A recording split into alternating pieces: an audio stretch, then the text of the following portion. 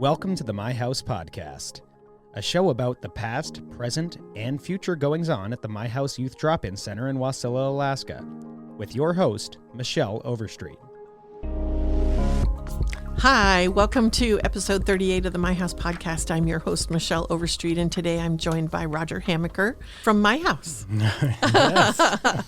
Roger Hamacher, for the last 10 years, has been from another organization that has been a beautiful, terrific partner, and just came on as a My House COO, so Chief of Operations, overseeing all the case managers and all the goings-on out there. So before we get too deep into our discussion, Isaac, do you have any housekeeping for us? Just that Radiothon's on November 3rd. We are getting more and more stuff from the community that we're going to be giving away for people that are calling in and donating. Well, a letter went out that's asking you to send in a check if you're a business or if you're a longtime donor. But if you call the My House number during the Radiothon, I'm probably just going to give you a gift card to go take your significant other to dinner, or your friend, or your mom. I don't know you. I don't know your life. But you could take someone to dinner just by donating to My House at no extra charge. I mean, last year, I was giving away stuff to a lot of family members because I was like, hey, we've got all these gift cards. No one's taking them. You better call in right now and do a little extra donation and just take a little off your next check. We want to give you a bunch of free stuff to go out and shop and contribute to the local economy in the Mat-Su. November 3rd, 6 a.m. to 6 p.m. On top of us giving stuff out, we're going to have a lot of great community partners and clients and staff members all talking about who they are and what they do and how they help My House. And that's pretty cool, too. Podcast-wise, Redemption has some stuff coming out. My voice is recording something the day we're recording this. Dyke Nonsense. We had a snafu because they wouldn't let me. They're trying to keep us down. They won't let me watch Apocalypse Now. The powers that be will not let me watch Apocalypse Now, but Kurt found a back channel to get me a DVD copy. I know that maybe there's some younger people that don't know what a DVD is, but it's this cool laser disc thing that you put into this slot, and then it plays on your TV. So now I'm actually able to watch it, and we're going to be talking about that. Awesome. And I just want to give a shout out to the businesses that donate all of the gift cards and incentives for people to call in and donate, and thank those sponsors, because it is really cool when we have gifts and incentives for people making donations, and it connects us all together. It connects the community. And it lets you find out some great local businesses too that are doing oil changes and dinner. We have so many people that we do lunch for retreats, or we just go as a staff and get lunch together when we take lunches together. And you probably don't even know they exist, but there's a lot of really great places to eat in this surrounding area. Oh, man. Best restaurants, I swear. I wanted to introduce Roger to the community as a My House staff member and just visit with him a little bit on the philosophy. It's been really, really fun. We have a decade of working together. Yes, we do. As business partners, and in that decade, we've never had a disagreement, I don't think, of any kind. Nothing. Well, you're all about dogs, and of course, I'm all about cats. Well, so yeah, maybe that's the there's closest that. it could get. Yeah. But philosophically, I think it's a really good match. I think the compassionate care for our clients and the consistency in process. What we do, how we do, I think we've always been just so well aligned. Well, and I think, Michelle, it's because we both have this shared idea of how do we get this kid to be successful. We don't care what the pathway is. Let's get all the barriers out of the way so they can get on that pathway to be successful. And if you have that mindset, and all of the partners that we work with have that mindset, you can have a successful program like this. Yeah, it's such a blessing. I know even the conversations where we're looking for solutions, that we've got somebody who's challenging and we're looking for solutions. It's nice to have that cohesion. It's a nice cohesion. The last podcast we did was just Isaac and I, and we talked about exit strategies. And I wanted to just kind of bring that forward. And I really love some of your perspectives on exit strategies as a former 9-star employee, relationships with the Department of Labor, job training programs. Tell us a little bit about your philosophy around exit strategies for homeless kids. Well, and I think, and Michelle has mentioned this before because I don't just listen to the podcasts I'm on, I listen to some of the other ones. But she always talks about it's so vitally important to have an exit strategy. When I worked at 9-star, it was all about the exit strategy. And that's why this partnership here of me coming out here as a permanent staff is so solid, because if you don't provide them a pathway to be successful, all you're doing is meeting their basic needs at this really basic level, and you're keeping them there. And when an organization, and Nine Star certainly did this, and then my house certainly does it, it's, yep, you come into our door as a fentanyl-addicted homeless felon. You leave us with a housed person who has overcome the felony barrier. You're working, you're moving forward, and the only time we see you again is when you come in to tell us how great you're doing. And that's really what sets my house apart from a lot of other organizations that are singularly focused. We just need to get this person off the street for the night, and then we'll do it again tomorrow, and we'll do it again tomorrow, and we'll do it again tomorrow.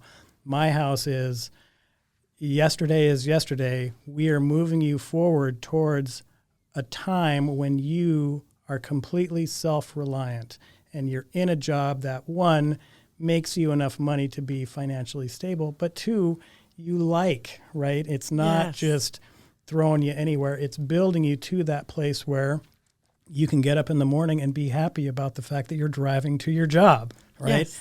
And that's really what my house is all about, is these end games for these young people that come in, which is why me coming out here, I'm going to share one quick story. I worked at Nine Star for 22 years. When Michelle has told this story many times, when we first met, I didn't even introduce myself. I just slid my card across the desk because she was giving the presentation on what this was going to be like. And I said, just give me a call when you're ready to open, because obviously employment and education fits in perfectly with everything we're trying to do here at my house.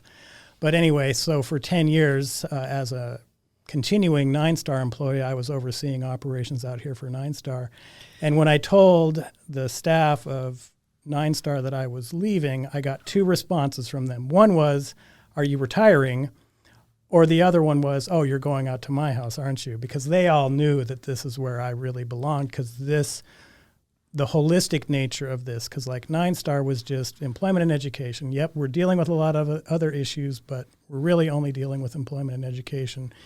Here, you have complete wraparound services, and we're dealing with some of the most needy youth in all of Alaska, right?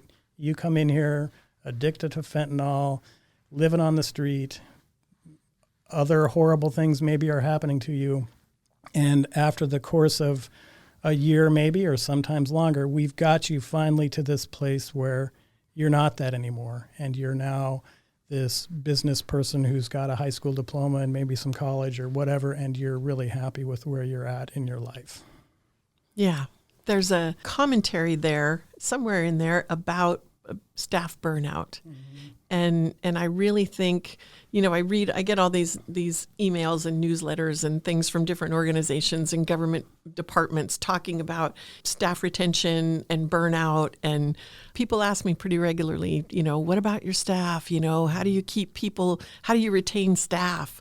And the answer is, in part, help them, empower them, equip them to help clients be successful, because it's so gratifying that they don't want to leave.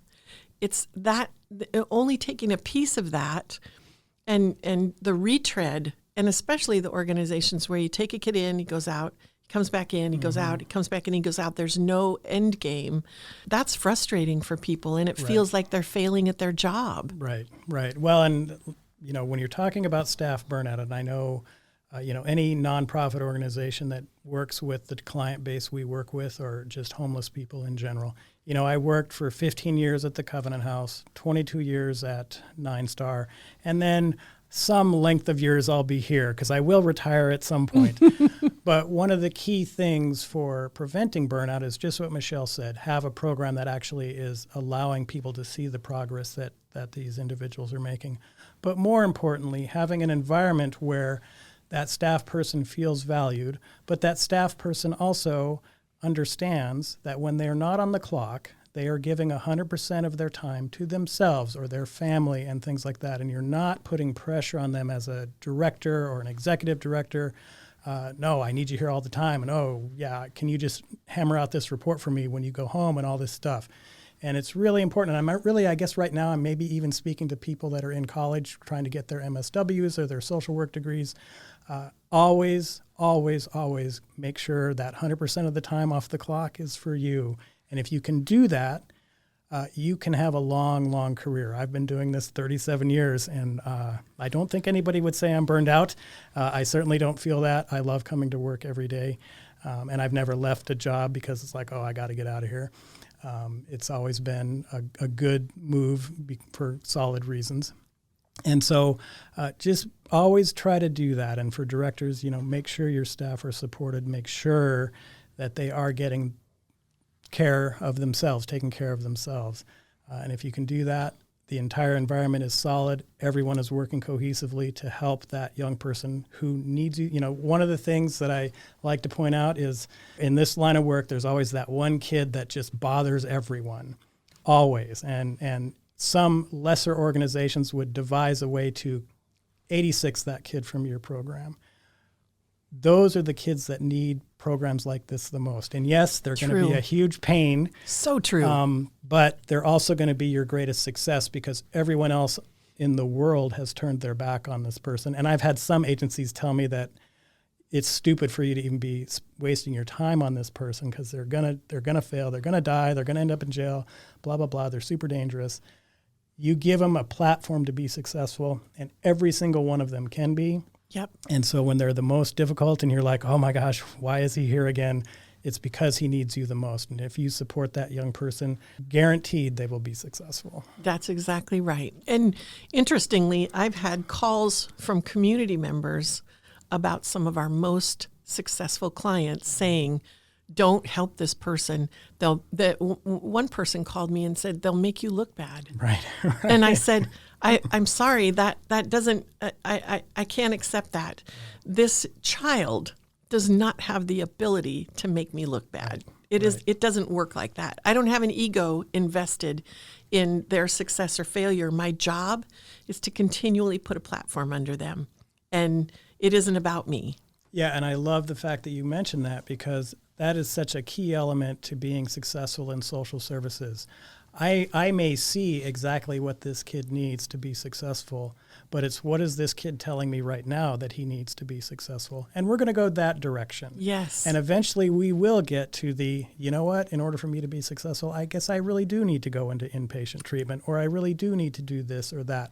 But you're building that relationship and you're empowering that young person to tell you what they need, and then you are pulling down the barriers that might be in the way. I tell this story a lot, but one of the things I really love about working with this client base is they always tell you why they can't do something, but then you pull that barrier away. And then they tell you this other reason why they can't do something, and you pull that barrier away. And then they do it again and again and again until finally you get them to this point where all the barriers are gone, and that young person has to go, yeah, you know what, the only reason I'm not doing this is because of me. I just don't want to do it right now, or whatever. But when you've built that trust then with them where, hey, I'm all in with you and I'm going to pull these barriers out of the way, suddenly their whole thought process changes to where, wow, this place is different. My house is different.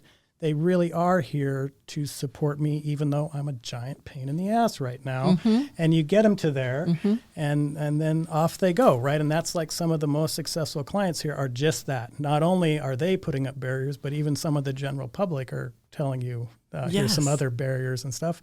And then what are those people saying? Well, here's this kid being awesome behind the counter of the cafe, just really rocking it. And, oh, you know what? Maybe I will hire you for my open position or whatever. So just a really good atmosphere here. And the philosophy of this place is just solid because we do value every young person that comes in here, and really every community member that comes in here. When you donate, $5 worth of socks or financial donations or whatever. Michelle, and I've observed this myself over a decade now, incredibly good steward of the money that comes into this program and ensures that the vast majority of it is going directly to client services.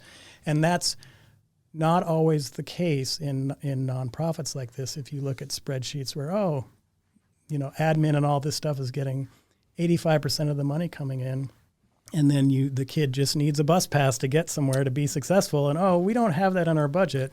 Right. And that's not what this place is, which is the other reason I was so easily able to come here, because Nine Star had the same philosophy as did Covenant House. You want the vast majority of the funding you get to go directly to client services. So it's great that the Radioathon is coming up because, that money, you as a donor potentially are the difference between a young person living or dying.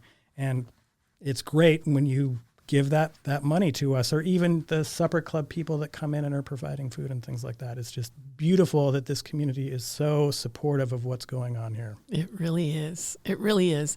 I think there are a couple things that are relevant in the scope of what you just talked about. One is, and you alluded to this a little bit, that we don't take credit for our clients' successes. Right. Our clients are successful because they worked hard, they overcame barriers, they got the chip off their shoulder, they figured out what they wanted to do, and they went for it. And I think sometimes they'll sabotage if they think that we are taking credit for what they're doing because they don't completely own it. You have to let it go.